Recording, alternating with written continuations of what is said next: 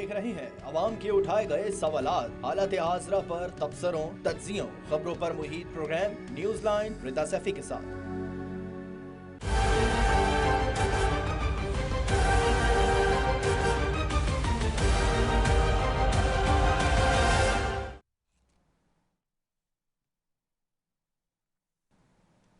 अस्सलाम वालेकुम, मैं हूँ रिदा सैफी। नाज़रीन, पाकिस्तान में सैलाब से तबाही, इंसानी जानों का ज़िया, माल मवेशी और अमलाक का नुकसान, सड़कें और पुल नीस्तो नाबूद। सूबाई वफाकी हुकूमत है फिर इमदाद के लिए दरख्वास्तें, वज़रा का सैलाब जदगान के साथ फोटो सेशन और किस्सा ख़त्म। बस यहीं तक ये सारी मामलात नजर आते हैं। सोचने की बात है कि वोट देने वाले एक एक करके सब इसी तरह डूबते रहे तो वोट लेने वाले किससे और किस मुंह से वोट लेने जाएंगे। यूं तो गुज़िश्ता कई बरसों से पाकिस्तान के अवाम मुसलसल यकसा इसी तरीके से तबाही और बर्बादी का निशाना बनते आ रहे हैं, मगर सूबे से जिससे बाकी सूबों से अलग हो जाता है कि यहाँ मुसलसल पाकिस्तान पीपल्स पार्टी बरसर इख्तिदार जमात है, 14 साल से मौजूद है, मुसल्लत है यहाँ के लोगों पर। जब कभी कोई नागहानी आसमानी आफत इनके अवाम पर नाजिल होती है, सिंध हुकूमत के वुज़रा और सरकारी अफसरान अपनी तनख्वाहों का कुछ हिस्सा तो बेशक इमदाद के तौर पर जमा करवा देते हैं, मगर क्या जिस काम की तनख्वाह वसूल कर रहे हैं उसका हक भी अदा कर रहे हैं? सवाल ये है। वज़ीर आज़म मुराद अली शाह साहब ने 2022-23 का 33.8 बिलियन डेफिसिट का बजट पेश करके पहले इशारा दिया है कि सिंध हुकूमत के पल्ले कुछ नहीं है। इमरान खान दूसरी जानिब को अदालत से अबूरी जमानत मिल के बाद मीडिया से बात करते उन्होंने कहा कि हुकूमत पीटीआई की रोज अफजों खौफ ज़दा है और इसीलिए मुझे टेक्निकल नॉकआउट करना चाहते हैं। क्या कहना था इमरान खान का, ये सुन लेते हैं। सदा हुए तहरीक इंसाफ की ताकत से वो फैलती जा रही है, बाई इलेक्शन जीतते जा रहे हैं।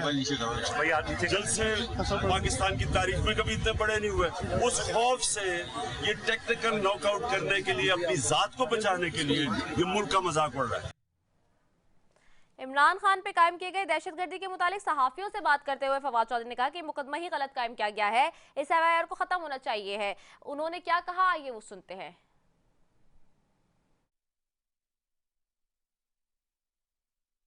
जो आज की ये जमानत ली है, ये बुनियादी तौर के ऊपर जिस तरह आगे असद साहब ने एक्सप्लेन किया, हम तो ये समझते हैं कि ये जो केस है यही बिल्कुल गलत है और किसी तौर के ऊपर जो है वो एंटी टेररिज्म का केस हो नहीं सकता। एफआईआर गलत है, इसको मनसूख होना चाहिए।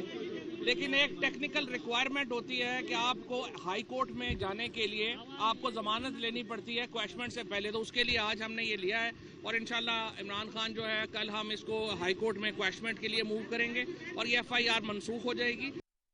दूसरी जानिब वफाकी वजीर दाखिला राना सनाउल्लाह के खिलाफ दहशतगर्दी और कार सरकार में मुदाखलत का मुकदमा दर्ज किया गया है। शहरी की मुद्दत में राना सनाउल्लाह के खिलाफ थाना इंडस्ट्रियल गुजरात में ये मुकदमा दर्ज किया गया है और जहां पर हुकूमत ऑपोजिशन पे मुकदमे बना रही है, वहीं पर ऑपोजिशन भी ये चाहती है कि हुकूमती रहनुमाओं के ऊपर एक के बाद एक जो है वो मुकदमे बने। ये मुकदमा बड़ा इंपॉर्टेंट है जो कि आज बना है। साथ ही जी एक तरफ ये मामलात है और दूसरी तरफ ये भी देखना है कि आज साबिक वज़ीर-ए-आज़म इमरान खान ने कहा है कि जो फैसले कर रहे हैं और करा रहे हैं उनको मुल्क का सोचना चाहिए। क्या वाकई मुल्क का सोच रहे हैं लोग या नहीं, इस पर भी बात करेंगे। और जो अवामी इशूज़ हैं उसके हवाले में, जहां एक तरफ सैलाब है वहीं पर बिजली के हवाले से भी पूरे मुल्क में बिजली के मामले पर आवाम शदीद गम और गुस्से का शिकार आज नजर आए हैं। कराची में भी आज कई मकामात पर कराची के इलेक्ट्रिक के दफ्तर के बाहर मुजाहरे हुए हैं और वफाकी हुकूमत की तर्जुमान ने साथ ही जी अभी तक इसके ऊपर भी कोई एक्शन लिया नहीं है जो कि नजर नहीं आता। इसी सब पर बात करेंगे। हमारे साथ पैनल मौजूद है। सबसे पहले जी मैं जाऊंगी सेंटर गौस मोहम्मद मुस्लिम लीग नून से और अकरम चीमा पीटीआई से हमारे साथ मौजूद है। आप दोनों मौजूद मेहमानों का बेहद शुक्रिया जी। सेंटर गौस साहब आपकी तरफ आती हूँ। सेंटर गौस साहब, वफाकी वज़ीर दाखिला राना सनाउल्लाह के खिलाफ दहशतगर्दी और कार सरकार में मुकदमा दर्ज हो गया है और ये शहरी की एक थी दरख्वास्त जिसके ऊपर ये हुआ है और मोना सिलाही साहब ने जो है इसको ट्वीट भी किया है।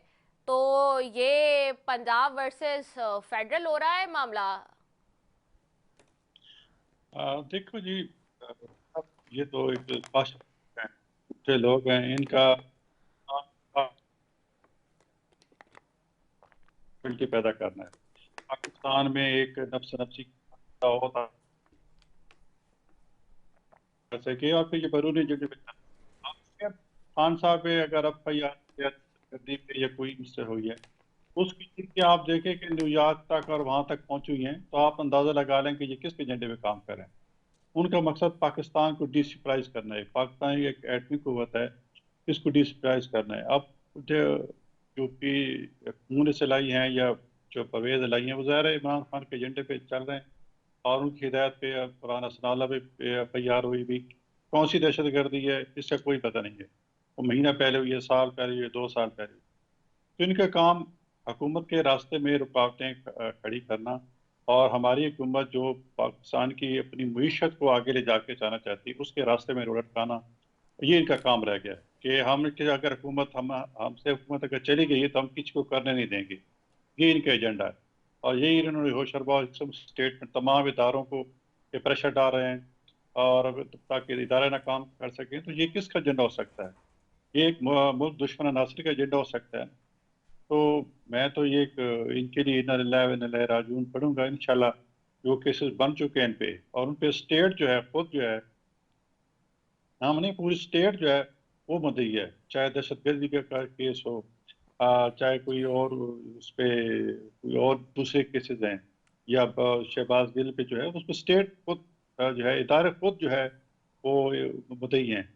हम बट तो लेकिन जो पॉलिटिकल लोग मोने हैं, हम तो सलाई चाहते हैं साहब ने ट्वीट किया उसमें उन्होंने मेंशन किया है कि राना सनाउल्लाह साहब, आप हमारे इमरान खान के खिलाफ झूठे मुकदमे बनाते हो, आपके खिलाफ पाकिस्तानी अवाम ने सच्चे मुकदमा बनाया है और गिरफ्तारी भी अनकरीब है। तो अब तो फिर पंजाब से इट मींस के, और technically this is something which is very important issue of the day, इसलिए मैं बात कर रही हूँ, but technically we have seen it कि देखें अगर इसी तरह से होगा और लड़ाई इसी तरह से जंग रहेगी, चूंकि देखिए ये इसमें तो कोई दो राहें नहीं है ना, आपकी हुकूमत इस तक सिर्फ इस्लामाबाद तक रह गई है, सूबों में मेजॉरिटी ऑफ द हुकूमत जो है वो पीटीआई की है, सिंध में एक गवर्नमेंट जो है वो यहाँ पर पार्टी जो हम देख रहे हैं कि पीपल्स पार्टी की है। अब सवाल ये है कि इस सिचुएशन में how is do you get to go to Punjab, मतलब आप लोग अपने इस्लामाबाद से निकल के पंजाब की हदूद में दाखिल नहीं हो सकते, लाहौर नहीं जा सकते, इधर उधर नहीं जा सकते जो आपके मेन हल्के। फिर अगर ऐसे ही रहता है कि मुल्क का वजीर दाखिला उसके खिलाफ दहशतगर्दी का मुल्क, चलो इमरान खान साहब तो फॉर्मर प्राइम मिनिस्टर हो गए, he is not currently on the position, लेकिन मुल्क के मौजूदा बैठे हुए इस वक्त हालिया जो वजीर दाखिला हो उसके खिलाफ दहशतगर्दी का मुकदमा बन जाए और वो भी किसी शहरी की तरफ से पाकिस्तानी, तो ये तो एक बहुत बड़ी बात नहीं लगती आपको गौस साहब? जी बिल्कुल, ये तो कुछ लोग होते हैं ना, शाह से ज्यादा शाह के वफादार बनने की कोशिश कर रहे हैं। मूडिस हो गया, परवेज लाई हो गया, वो उनको अपने अपने अगले इलेक्शन की जो है वो तैयारी कर रहे हैं, क्योंकि वैसे तो जो उनके करतूत हैं, जो इनका पीछे कंडक्ट रहा है पिछले 3-4 महीने पंजाब में, इनके चौधरी खानदान का एक बड़ा नाम था, वो सारा जमीन बोस हो गया। अपने तो इक़्तिदार की खातिर उन्होंने अपने भाई को छोड़ दिया है, बहनोई को छोड़ दिया है, अपने भांजे को छोड़ दिया है। तो ये इक़्तिदार तो बहुत बुरी चीज़ है, इसके लिए उन्होंने ये कदम उठाया है। और तो अब जो रहस है कि पीटीआई का वोट बैंक उसको कैश कराना चाहते हैं ताकि अगले इलेक्शन में कामयाब हो सके। लेकिन लोग बड़े सियाने हैं, जब इलेक्शन होगा तो इनको अपनी औकात याद आ जाएगी। और ये जो बिल्कुल काम किया, भोंडा काम किया है, ये पाकिस्तान की तारीख में ऐसा काम कभी नहीं हुआ कि एक वज़ीर दाखिला इसलिए कहा था कि ये पाकिस्तान के अवाम की तरफ से FIR है। तो ये जिस हम देखो, हम तो हमारा जो मैंडेट है, जो 10-12 पार्टियां हैं, मकसद ये है उनका कि जी पाकिस्तान की माशी हालात को ठीक करे। और हम अपने काम में लगे हुए, चाहे जितने भी FIR करें, चाहे शहबाज शरीफ पे करें, इस पे भी करें, हमजा शहबाज पे करें, हमने तो मीशत को ठीक करना है इंशाल्लाह। उसमें हम काफ़ी कुछ डिफॉल्ट के खतरे से बाहर निकले हैं। और अब तो दूसरी कुव्वतें हैं, हमारा IMF के साथ भी शायद जल्दी मुआहदा हो जाएगा। कतर ने $3 अरब की जो है वो इमदाद का ऐलान किया, और भी सऊदी अरब ने आज ही एक मतलब एक शाह सलमान ने फरमान में दस्तखत किए कि पाकिस्तान में $1 अरब की डॉलर की सरमायाकारी की है। तो इससे आप देखें कि दुनिया में हमारी हुकूमत का क्या मकाम है। वो हमारी हुकूमत सपोर्ट करना चाहते हैं, क्योंकि उनको पता है कि ये इन्होंने पहले हुकूमत की हुई है, इनके दौर में बाकी हमारे मुल्क के साथ अच्छे तल्लुकात रहे हैं और ये मुल्क को आगे ले जाएंगे। यही इससे पहले इमरान खान साहब थे, उन्हें जो मुल्क से बशर किया, जिस तरह उन्होंने पाकिस्तान की जगहंसाई कराई। मैं सऊदी अरब के जहाज़ पे गए, वाशिंगटन गए, और ट्रंप से मेरे वापसी पे जहाज़ से उतार दिया गया, आम फ्लाइट पे गए। तो इसको तो मेरे ख्याल में ये पाकिस्तान की तारीख में पहले हुआ है। एक तरफ वो कहते हैं मैं खुददार हूँ और हम ये करेंगे वो करेंगे, और ये एक मांगत आके जहाज़ पे गए और जब उनके खिलाफ बात की तो जहाज़ से भी उतार दिए। इससे बड़ी बदकिस्मती पाकिस्तान की क्या होगी। तो ऐसे लोगों से तवक्को रखा ना कि वो पाकिस्तान की बेहतरी के काम करेंगे, मेरे ख्याल है ये काम क्या ठीक है, ओके, अकरम चीमा साहब की फैयाज तरफ का। जाऊंगी। ठीक है, ठीक है, ठीक है, ठीक है, पर्टिनेंट पॉइंट आ गया। अकरम चीमा साहब आपकी तरफ आऊंगी। अकरम भाई ये बताइएगा, जैसे कि हम देख रहे हैं मोनोसिलाइस आप ट्वीट करते हैं और सिटिंग जो हमारे वजीर दाखिला यानी कि interior minister is a very important appointment और बहुत इंपॉर्टेंट आदमी होता है मुल्क का, और बड़ी उसके साथ जो है वो इन्वॉल्वमेंट होती है सिक्योरिटी की, क्लियरेंस की, सारी चीज़ों की। इस सारी सिचुएशन में आप जो वफाकी वजीर दाखिला हैं उनके खिलाफ ही अगर दहशतगर्दी और कार सरकार में मुदाखलत का मुकदमा दर्ज करेंगे, चूँकि गुजरात में हुआ है and it comes under your government हुदूद, तो अगर इस तरह से होगा तो मामलात और हालात किस तरफ जाएंगे फिर? देखिए, ये मामलात और हालात की कोई बात नहीं है। राना सनाउल्लाह साहब का जो किरदार हाजी में रहा है वो आपके सामने है। मॉडल टाउन में 14 लोगों का कातिल है ये शख्स, और इसके अलावा सरेआम इसे 16 किलो मंशियात बरामद हुई है। मंशियात का केस इसके ऊपर है, और जो दहशतगर्दी इन्होंने 25 तारीख को की और जिस तरीके, और सबसे ज्यादा उसमें गुजरात और जेलम के लोग मुतासिर हुए, और जिस तरह उनके ऊपर शेलिंग की गई, तो जाहिर बात है वो अपना हक रखते हैं इनके ऊपर पर्चा कटाने का।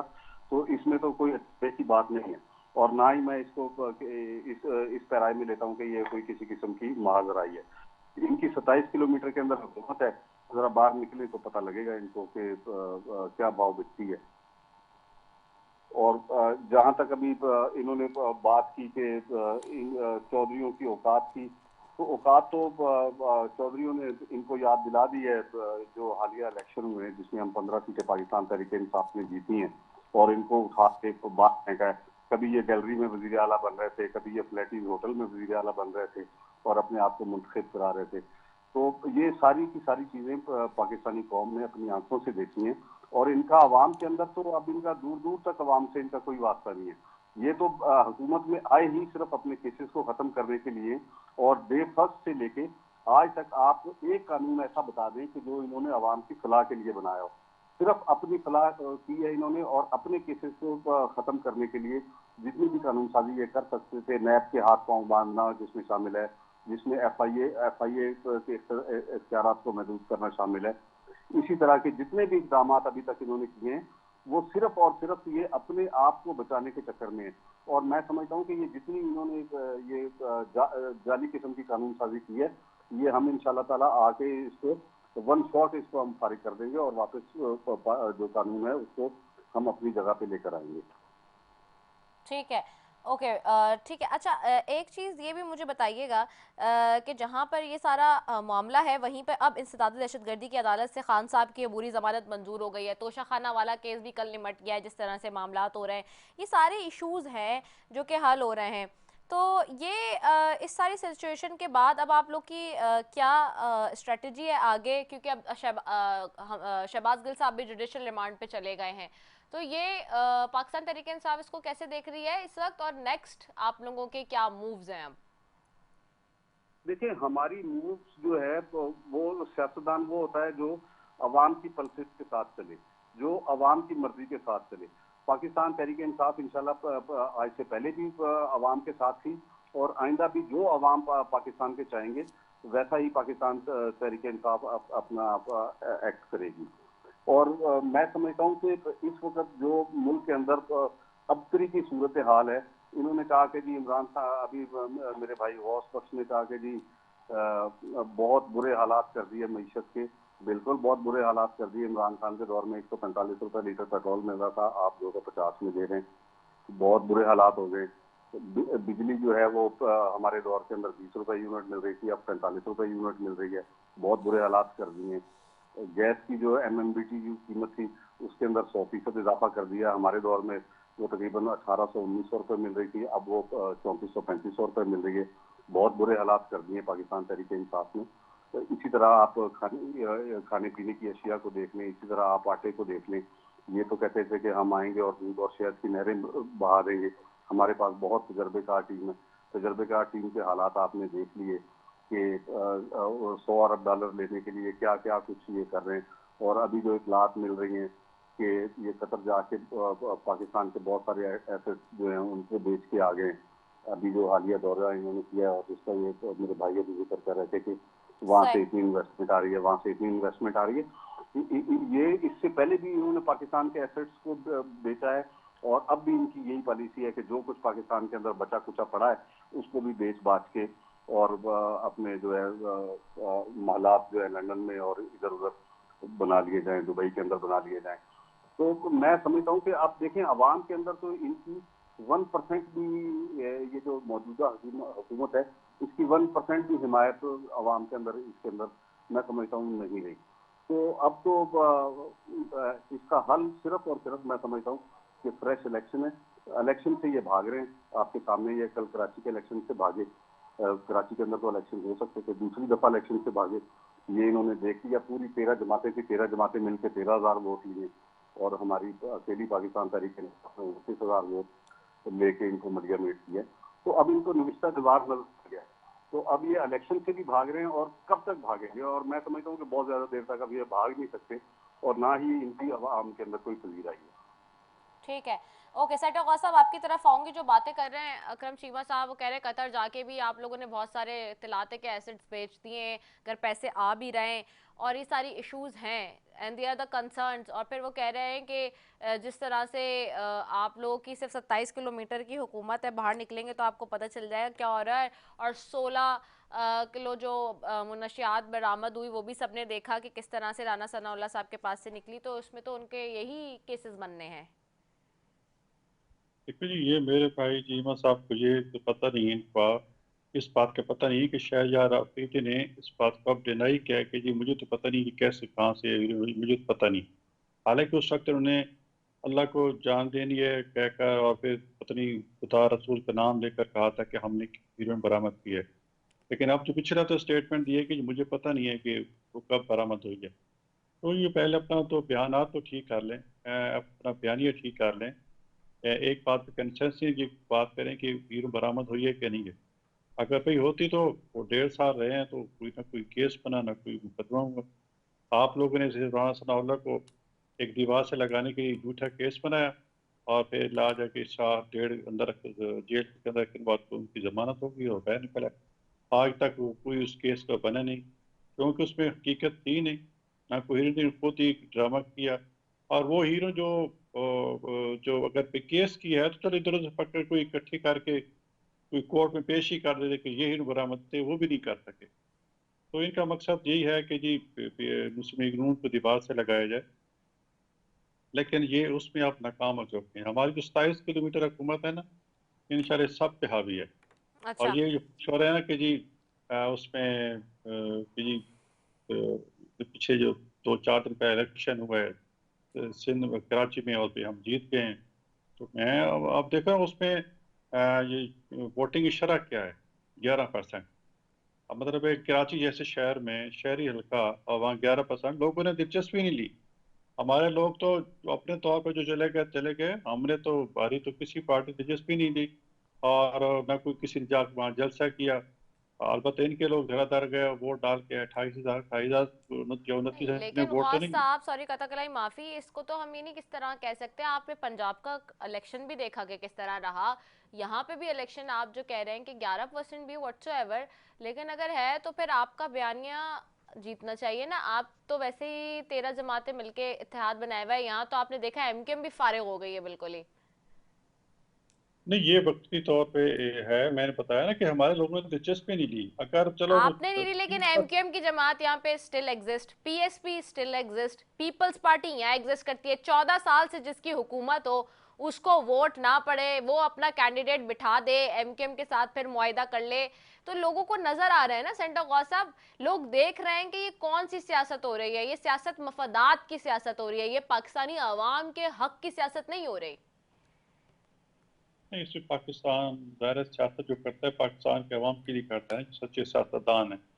तो ये कहना कि जी हम सियासत किस लिए करते हैं, क्योंकि यही है कि लोगों वही को एमकेएम जो है, वही एमकेएम कल जो है वो रोना रोती है कि जी हमारे पास इख्तियारात नहीं है, वसाइल नहीं, फिर वो बैठ जाती है पीपल्स पार्टी के बाद, वही पीपल्स पार्टी एमकेएम को बुरा कहती है, फिर वो उनके साथ ही बैठ जाती है। तो और वो आपकी अब चूंकि इत्तेहादी जमात है, इसलिए आपको भी अब सुनना तो पड़ेगा, डेफिनेट सी बात है। देखो जी, ये जो हमारी सियासी जमातें होती हैं ना जी, ये को हर एक सियासी जमात का अपना नजरिया है। हमारा अपना है, पीपल्स पार्टी का अपना है, एमक्यू का अपना नजरिया है, जेजेओ का अपना नजरिया है।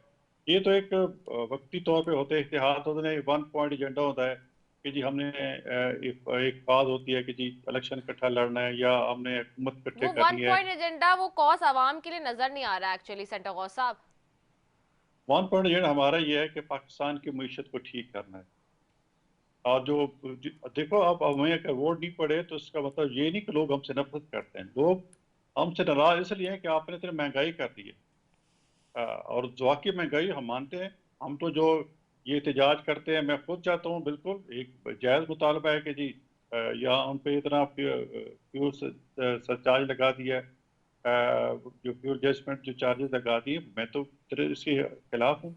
लेकिन क्या करें, सारी दुनिया में तो इस तरह महंगाई है, नहीं सिर्फ हमारे यहाँ तो महंगाई नहीं है। ठीक है। बांग्लादेश में क्या किया उन्होंने, वर्किंग आवर्स कम कर दिए हैं, पेट्रोल वहाँ 300 तक पहुंचा हुआ है। तो सारी दुनिया इसको फेस करे, एनर्जी क्राइसिस है। लेकिन हम इंशाल्लाह जल्दी इसको हम कह रहे हैं कि 2-3 नवंबर अल्लाह तक करे कि आप इंशाल्लाह ये बेहतरी हो जाए। बहुत शुक्रिया सेंटर गौस साहब हमारे साथ मौजूद थे। मैं ज़रा अकरम चीमा साहब आपकी तरफ आऊंगी। इन अमीन वेल तैमूर तालपुर भी हमें ज्वाइन करेंगे अभी। अकरम चीमा साहब, ये जो बातें कर रहे थे सेंटर गौस साहब, how do you see it? इस वक्त तो सिचुएशन बहुत ही खराब है हर लिहाज से पूरे मुल्क में, हम देख रहे हैं।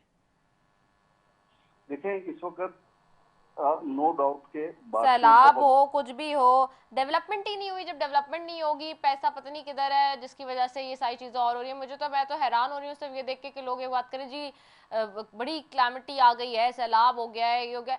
लेकिन आपने कुछ तो काम किया होता तो इस तरह की तबाही नहीं आती, अगर आपने कुछ डिलीवर किया होता तो। जी जिला, मैं देखें आपकी ना 2-3 चीजों की तरफ आपकी तवज्जो दिलाना चाहूंगा। जी जी। अंदरूनी सिंध जो इस वक्त फ्लड की सूरत हाल है, जो हालिया बारिशें हुई हैं, नो डाउट के ज्यादा हुई हैं, लेकिन इतनी ज्यादा नहीं हुई जितनी ज्यादा पाकिस्तान पीपल्स पार्टी की हुकूमत क्लेम कर रही है। सही। देखिए, सिंध के अंदर मैं खुद, मेरा ताल्लुक भी अंदरूनी सिंध से है, बिल्कुल। और खुद मैं काश्तकार भी हूँ वहाँ से। लेकिन इसके अंदर सबसे बड़ा जो फैक्टर है, 15 साल से पीपल्स पार्टी की हुकूमत, इन्होंने सिंध का इरिगेशन निजाम जो है उसके ऊपर 1 रुपया खर्च नहीं किया। कागजों में तो हो सकता है कि इन्होंने खर्च किया हो, लेकिन उस इरिगेशन निजाम के ऊपर 1 रुपया इन्होंने खर्च नहीं किया। सेम नालों की हालत तबाह है। सेम नालों के ऊपर कब्जे हो चुके हैं, जो ड्रेनेज है हमारे सेम नाले, वो बंद हो चुके हैं और उनकी कोई मेंटेनेंस नहीं हुई, उनकी कोई सफाई नहीं हुई। जब पानी निकलने का रास्ता ही बंद कर दिया जाएगा या बंद हो जाएगा तो पानी कैसे निकलेगा? राइट। इससे पहले भी तो फ्लड आते रहे, इससे पहले भी तो सैलाबी सूरत हाल होती रही है, इससे पहले भी तो बारिशें आती रही हैं, लेकिन इस तरह की सूरत हाल फेस नहीं की कभी भी। देखिए, अब इनके पास कोई एक्सक्यूज नहीं है कि जी हमारी को 2 साल से हुकूमत हो, 4 साल से हो, 5 साल से हो, 8 साल से हो। तो भाई 14 साल से आप बिला शिरकत रह रहे, और आपको तो कोई आपके सूबे के अंदर कोई मजबूत अपोजिशन भी इन 15 सालों के अंदर नहीं मिली। इसके बावजूद एक साइड से खजाने में आया और दूसरी साइड से वो दुबई शिफ्ट होता रहा पैसा। अब आप देखें कि इस वक्त आप अंदरूनी सिंध जाके लोगों के हालात देखें, ना उनके पास खाने को है, ना उनके पास पीने को है। स्कूलों को अस्तबल बना दिया इन्होंने, जो सरकारी अस्पताल है उनको अस्तबल बना दिया इन्होंने। कोई चीज अपनी जगह पे मौजूद नहीं है।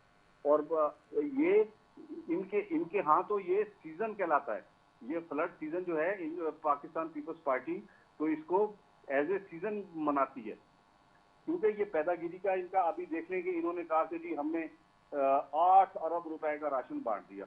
और भाई मेरी आंख ने तो एक थैला नहीं देखा आज तक आपको बांटते हुए। हम तो, हमारी आंखें बंद हैं क्या? हमारी आंखों पे पर्दा डाला हुआ है। पूरे सिंध की आवाम की आंखों पे पट्टी बंधी हुई है तो उनको कहीं पर नजर नहीं आया। इन्होंने कहा जी हमने 1.5 लाख खेमे बांट दिए। भाई कहाँ बांटे? हमें तो कहीं बढ़ते हुए नजर नहीं आए अभी तक। अभी कहा जी हमने 1.5 लाख खेमों का ऑर्डर दे दिया। अब होगा ये कि वो 1.5 लाख खेमे जी वो तैयार होने में 2 महीने लगेंगे। 2 महीने में फ्लड की सूरत हाल वैसे ही खत्म हो जाएगी। वो 1000-1,500 नहीं, वो तो आपने देखा है, वो खबर चल रही है कि लाड़काना में जो सैलाब मुतासिरीन की इमदादी सामान थी वो पूरी उसकी वीडियो है, उसकी भी फरोख्त का इंकशाफ हो रहा है। तो मैं कह रहा हूँ कि ये तो ऊपर से लेके नीचे तक पाकिस्तान पीपल्स पार्टी करप्शन के अंदर लुथड़ी हुई है। अगर यहाँ से कुछ ना कुछ निकल भी जाता है, ऊपर वालों के हाथ से कुछ ना कुछ बच के नीचे आवाम के लिए भी चला जाता है। तो इनके जो मकामी ओहदेदारान बैठे हुए हैं या मकामी जो इंतजामिया वहाँ पर बैठी हुई है, जिसमें मुख्तार कार, असिस्टेंट कमिश्नर इनके और ये सारा अमला है, वो बेचते हैं, फिर उसको आगे आवाम तक तो कोई चीज नहीं पहुंच रही। आवाम तक कोई चीज नहीं पहुंच रही, ठीक है। अच्छा मैं आपको यही थोड़ा सा पॉज करूंगी अकरम भाई।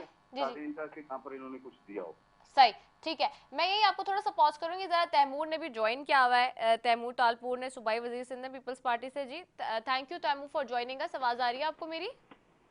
बिल्कुल, thank you Rida, pleasure being on your show. हाँ तैमूर, वी नो कि बुरी सिचुएशन है इस वक्त ओवरऑल सैलाब से जो आई है, लेकिन सिंध के हवाले से there are 2-3 things which we are very much concernful, और जो डिस्कस हो रहा है अभी प्रोग्राम में भी, और अकरम चीमा साहब भी उसकी निशानदेही कर रहे हैं।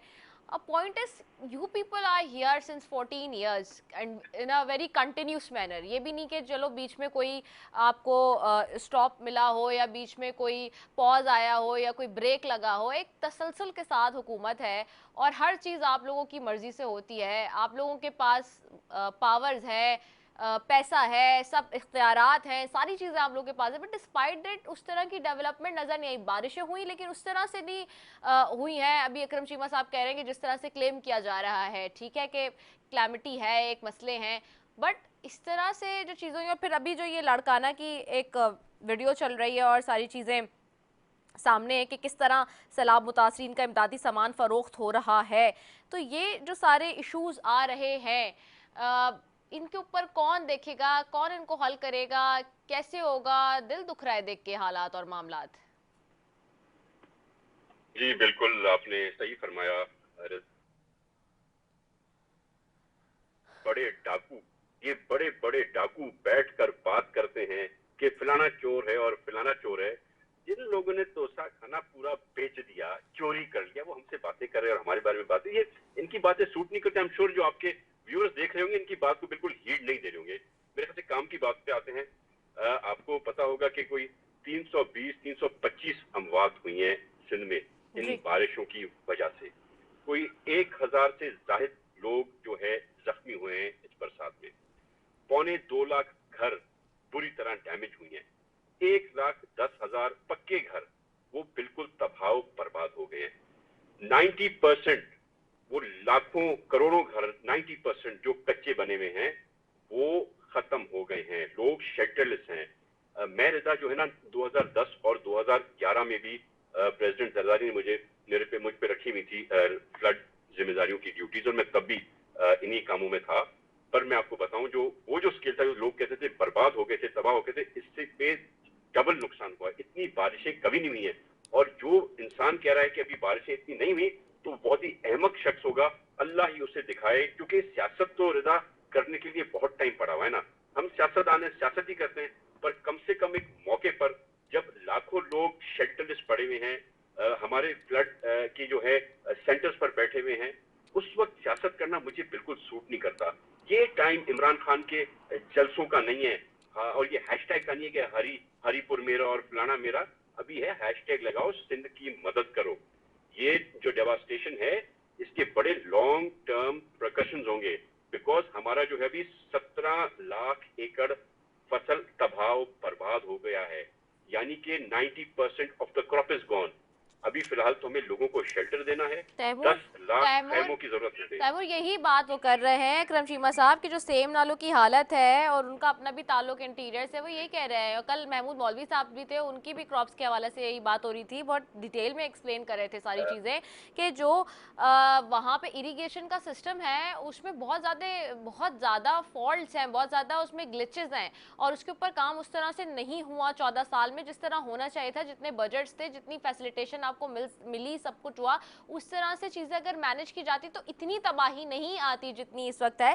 प्लस एक चीज़ और है, कल भी ये बात डिस्कस हो रही थी, आज भी, कि $2 बिलियन तक की तो एक्सपोर्ट्स आपकी बहुत ज़्यादा इस हवाले से पूरी ओवरऑल उसके ऊपर इम्पैक्ट आ जाएगा। क्योंकि जब आपकी फसलें ही बर्बाद हो गई हैं तो व्हाट यू गोना सेल और एक्सपोर्ट। हमारे यहाँ जहाँ पे जिन इलाकों में सिम नाले हैं ना, जो हमारे सिम नाले थे, बड़ा इंजीनियर करके एक्सपर्ट्स ने बड़ी जबरदस्त तरह से लगाए थे। उन सिम नालों के ऊपर 4-4 फुट पानी है। तो ये बातें ना करके बरसात नहीं हुई और बरसात कम हुई है, जो कहता है बरसात कम हुई है, मैं उनको दावत देता हूँ आए कराची मेरे साथ, मैं चल के उनको नजारा कराऊं, उनको दिखाऊं कितने कितने मिलीमीटर कहां पर हुई है।